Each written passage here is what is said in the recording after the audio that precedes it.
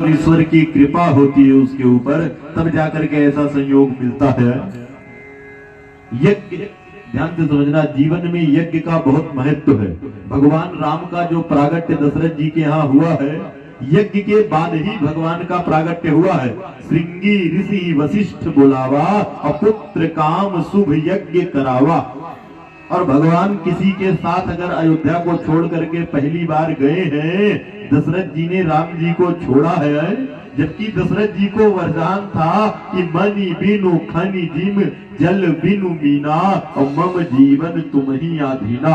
राम के बिना एक मिनट दशरथ जी नहीं रह सकते थे, लेकिन विश्वामित्री जी जब आए हैं और जैसे आकर के बताए कि मेरा यज्ञ विध्वंस हो रहा है, तुरंत भेज दिया है दशरथ जी ने।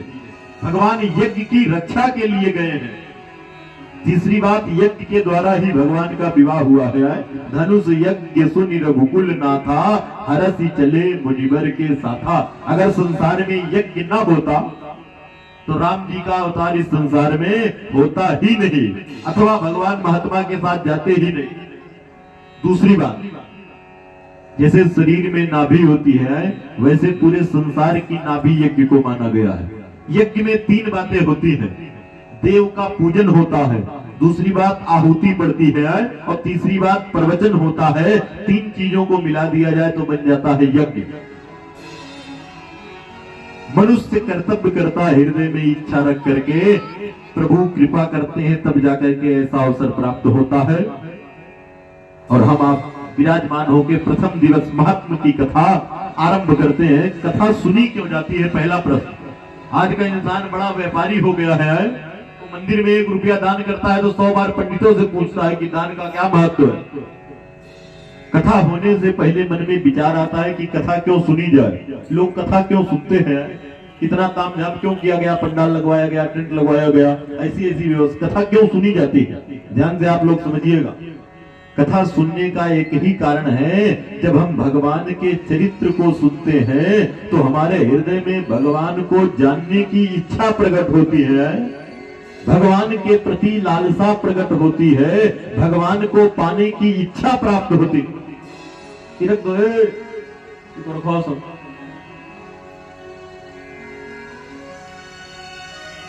यार 3 घंटा तो इन्हें शांति से बैठने दो।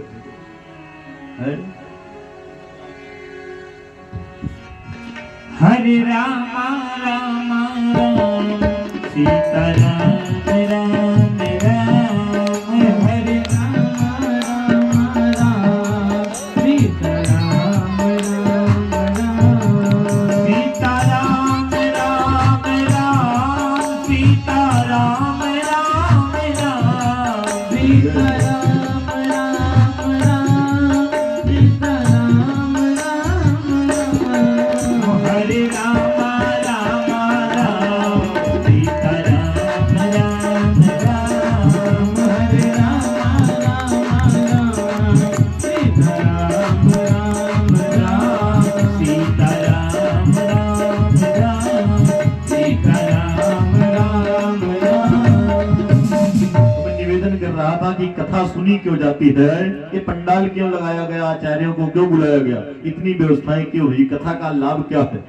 कथा सुनने का एक कारण है, कथा सुन करके जीव के जीवन में भक्ति प्रकट हो जाती है, और जब तक भक्ति नहीं प्रकट होगी तब तक वो भगवान को पाने के लिए तड़पेगा नहीं। जब तक तड़प नहीं पैदा होगी तब तक भगवान मिलने वाला नहीं है। उत्तरकांड में एक चौपाई लिखा है गोस्वामी जी ने कि जाने बिनु न होई प्रतीति, और बिनु प्रतीति होई नहीं प्रीति, और प्रीति बिना नहीं भगति दृढ़ाई, जिमि खगपति जल के चिकनाई है। जब तक भगवान से निस्वार्थ प्रेम नहीं होगा तब तक परमात्मा मिलेगा नहीं, क्योंकि हरि व्यापक सर्वत्र समाना, और प्रेम ते प्रगट हो ही मैं जाना।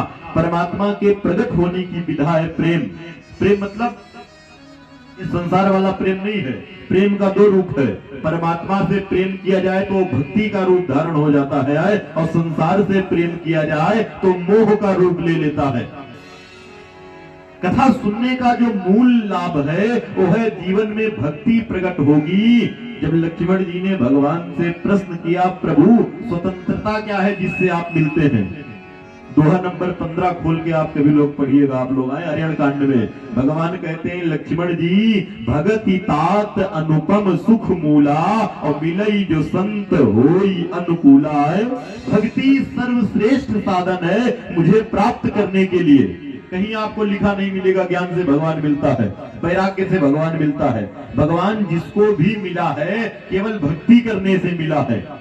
कथा इसलिए सुनी जाती है कि जीवन में भक्ति प्रकट हो, भगवान के चरित्र को सुनकर भगवान से प्रेम हो जाए, वही तो भक्ति है। कथा का लाभ क्या है?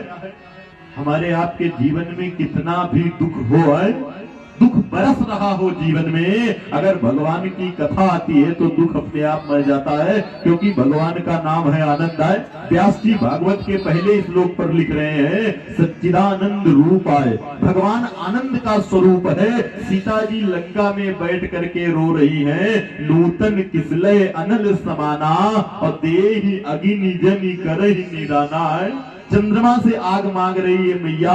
हनुमान जी वृक्ष पर से नीचे देखते हैं कि मेरी माँ आग क्यों मांग रही है जलने के लिए। और जैसे ही हनुमान जी ने राम कथा की अमृत वर्षा चालू किया है, रामचंद्र गुण बरन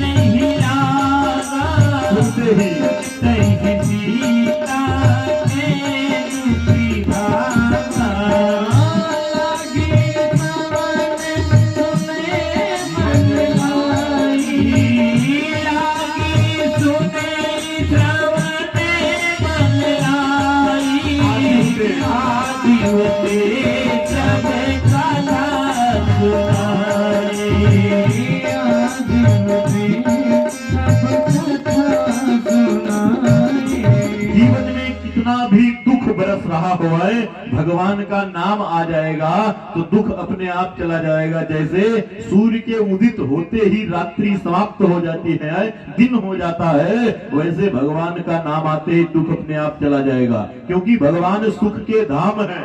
सो सुख धाम राम अस नामा और अखिल लोक दायक विश्रामा। जरा हम आप मानस जी के महत्व को समझ लेते हैं। जिस पोथी को आप 10 दिन तक सुनेंगे, इस पोथी की कुछ विशेषता जान लो है कि इस पूरी पोथी में क्या लिखा है और कैसे लिखा गया, शुरुआत कहां से हुई। गोस्वामी जी जब रामचरितमानस लिखना शुरू किए तो पहले लिखते थे संस्कृत में। बेचारे दिन भर लिखे और रात में सब साफ हो जाए। 15-20 दिन तक लिखते गए, दिन में लिखे मेहनत करके और रात में सब मिट जाए। गोस्वामी जी को लगा इतनी मेहनत से भगवान का चरित्र लिख रहे हैं, दिन भर लिखते हैं और रात को सब साफ, क्या किया जाए। लिखना बंद कर दिए, शंकर जी का ध्यान लगाए। सपने में भोलेनाथ आए, बोले जो संस्कृत में लिख रहे इसको कोई समझ नहीं पाएगा है। करोड़ों रामायण रखी है, रामायण सतकोट या पारा धूल चाट रही है दुकान पर। अच्छा आप बताओ वाल्मीकि रामायण कई लोग पढ़ सकते हैं? हमको दे दो, हम खुदे नहीं पढ़ पाएंगे, दूसरे की बात क्या किया जाए। विचार आप करो जरा। शिव जी ने कहा आने वाला समय ऐसा है कि संस्कृत कोई समझेगा नहीं, जाकर अपनी लोक भाषा में रचना करो। गोस्वामी जी बंद करके आकर लिखना आरंभ किए और पहला श्लोक गोस्वामी जी ने जैसे लिखा, वर्णा नाम अर्थ संघा नाम रसा नाम छंद सामपी। इसमें प्रथम प्रणाम जो किया है गोस्वामी जी ने सरस्वती जी को किया है। वंदे वाणी विनायको। किसी ने गोस्वामी जी से पूछा, बाबा एक बात बताओ, सनातन परंपरा में पहली पूजा गणेश जी की होती है, अब आपने गणेश को काट के दूसरे नंबर पर कर दिया, सरस्वती जी को पहले नंबर पर क्यों ले आए? पहली पूजा होनी चाहिए गणेश जी की। महिमा जासु जान गण राऊ और प्रथम पूजियत नाम प्रभाऊ, और आप पहले नंबर पे सरस्वती की पूजा कर रहे हो। ध्यान से इस प्रसंग को समझना। गोस्वामी जी ने कहा सरस्वती मतलब होता है वाणी और गणेश का मतलब होता है ज्ञान। अच्छा मनुष्य के अंदर ज्ञान बहुत हो और जबान का गूंगा हो तो कुछ बोल पाएगा, तो ज्ञान अंदर बहुत हो लेकिन प्रकट करने के लिए वाणी की आवश्यकता है। वाणी की देवी है सरस्वती, इसलिए पहला पूजन किसका किया गया? मैया सरस्वती का, दूसरे नंबर पर गणेश जी को। और आगे बढ़ाया कलम को गोस्वामी जी ने। भगवान शिव मैया पार्वती की वंदना किया है, हनुमान जी की, वाल्मीकि जी की वंदना किया है, सीताराम जी की वंदना किया। पूछा गया क्यों लिख रहे हो रामायण को, क्या लाभ है तुम्हारा?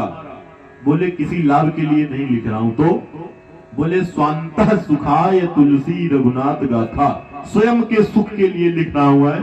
और ध्यान दे समझना, कथा किसी कामना के लिए नहीं सुनी जाती है, कथा अपनी आत्मा को तृप्त करने के लिए, परमात्मा से जोड़ने के लिए सुनी जाती है। कामना के साथ सुनी गई कथा कल्याण नहीं करती है, वो और ले जाकर नरक में डालती है। दूसरी बात, गोस्वामी जी ने एक बात और लिखा है कि नाना पुराण निगमागम सम्मतम यद रामायणे निगदितम। 18 पुराण, 6 शास्त्र, चारों वेद को तो मैं लिखूंगा ही, इसके अलावा भी एक प्रसंग अलग से लिखूंगा जो 18 पुराण, 6 शास्त्र, चारों वेदों में नहीं है। रामायण को जब आप पढ़ेंगे तो जो प्रताप भानु की कथा आती है वो किसी और पुराण में नहीं है। गोस्वामी जी ने 7 श्लोकों में वंदना किया। तो किसी ने कहा कि 7 श्लोक में वंदना क्यों किए? 8 में भी कर सकते थे, 10 में भी कर सकते थे, 6, 5 में भी हो सकते, 7 श्लोक में क्यों वंदना किया? और आप लोग भी इसको ध्यान से समझना कि 7 श्लोक में ही वंदना क्यों किया है। गोस्वामी जी कहना चाहते हैं कि सप्ताह में दिन 7 होते हैं। आदमी पूजा पाठ करने के लिए पंचांग कई बार दिखाता है, शुभ है कि अशुभ है। मानसकार कहना चाहते हैं सप्ताह के 7 दिनों में कभी भी भगवान का नाम लिया जा सकता है, किसी समय लिया जा सकता है, इसलिए 7 श्लोक में वंदना किया हूं। दूसरा कारण, बोले संगीत में स्वर है 7 और 7 स्वरों में किसी भी स्वर में इसका गायन किया जा सकता है, इसलिए 7 श्लोक में वंदना कर रहा हूं। तीसरा कारण, गोस्वामी जी ने कहा तीसरा कारण यह है कि मैं इस पोथी में 7 कांड लिखने जा रहा हूं, इसलिए 7 श्लोक में वंदना कर रहा हूं। मानस में 7 कांड है, बाल कांड है, अयोध्या कांड है, अरण्य कांड है, किष्किंधा कांड है, सुंदर कांड, लंका कांड और उत्तर कांड, 7 कांड। बोले और क्या कारण है 7 श्लोक में वंदना करने की? बोले भगवान के अगर मुख्य 10 अवतारों को देखा जाए तो राम जी 7वें अवतार है, इसलिए 7 श्लोक में लिख रहा हूं। पांचवा कारण, बोले ज्योतिष शास्त्र के अनुसार राम जी की राशि बनती है तुला और तुला 7वीं राशि है, 7वीं राशि की कथा लिखने जा रहा हूं, इसलिए 7 श्लोक में वंदना कर रहा हूं। बोले और, बोले भविष्य में पूरी कथा 7 समुद्र के पार तक गाई जाएगी, इसलिए मैं कलिकाल के शुरुआत में 7 श्लोकों में वंदना करके लिख रहा हूं। गोस्वामी जी ने अपनी लेखनी को आगे बढ़ाया, पंच देवताओं की वंदना किया है और पंच देवताओं की वंदना करने के बाद मानस जी में पहला प्रणाम जो किया गया है वो गुरु को किया है। बंदहु गुरु पद कंज कृपा सिंधु नर रूप हरि, महामोह तम पुंज जासु बचन रविकर निकर। गुरु का मतलब क्या होता है जानते हैं आप लोग? मानसकार कह रहे हैं बंदहु गुरु पद पदुम परागा और सुरुचि सुबास सरस अनुरागा। गुरु मतलब हमारे यहाँ गुरु की परिभाषा लोगों ने बांध दिया है कि कंठी बनवा लो गले में और कान फुकवा लो, यही तक गुरु को रखा है। विवेकानंद जी से पूछा गया गुरु का मतलब क्या होता है? विवेकानंद जी ने 2 शब्दों में उत्तर दिया, बोले गु का मतलब होता है अंधेरा और रू का मतलब होता है उजाला। जिसका शब्द सुन करके जीवन का अंधकार भग जाए, ज्ञान का प्रकाश प्रकट हो जाए, वही है गुरु है। और जीवन में बड़ी दुर्लभता के साथ गुरु की संगत मिलती है, हमेशा नहीं मिलती है, जीवन में अवसर कभी कभी मिलता है। अरे मिलती है सतगुरु की, जरा ताली बजाते हुए सब लोग, कभी कभी मिलती है सतगुरु की, कभी कभी मिलती है सतगुरु की, कभी कभी मिलती है सतगुरु की, संगत कभी कभी मिलती है सतगुरु की, संगत कभी कभी करती है मन में